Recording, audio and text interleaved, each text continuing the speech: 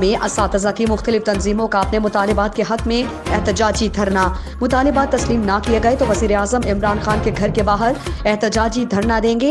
احتجاجی اساتذہ کا اعلان۔ SSAs YEOs regulations movement Punjab کے زیر اہتمام کانٹریکٹ اساتذہ نے سرگودا پریس کلب کے سامنے احتجاجی مظاہرہ کیا اور حکومت کے خلاف شدید نعرے بازی کی۔ احتجاج کرنے والے اساتذہ نے پلے کارڈز اور بینرز اٹھا رکھے تھے جن پر مختلف مطالباتی نعرے درج تھے۔ اس موقع پر ضلعی صدر باسط بھٹی، نائب صدر شہباز الیاس، جنرل سیکرٹری نبیل حسین اور جنرل سیکرٹری سرگودا ڈویژن شاہد عمران نے احتجاجی شرکاء سے خطاب کرتے ہوئے کہا کہ کانٹریکٹ اساتذہ کو مستقل کروانے تک اپنا احتجاج جاری رکھیں گے۔ انہوں نے کہا کہ وہ ہمارا حکومت سے ایک نکاتی مطالبہ ہے کہ وہ کانٹریکٹ اساتذہ کو فوری مستقل کرنے کے احکامات جاری کریں۔ اگر اساتذہ کو مستقل نہ کیا گیا تو اساتذہ کی تمام تنظیمیں تعلیمی تدریس کا بائیکاٹ کریں گی اور وزیر اعظم عمران خان کے گھر بنی گالہ کے باہر احتجاجی دھرنا دیں گے اور پھر ہمارا احتجاج مطالبات کی منظوری تک جاری رہے گا۔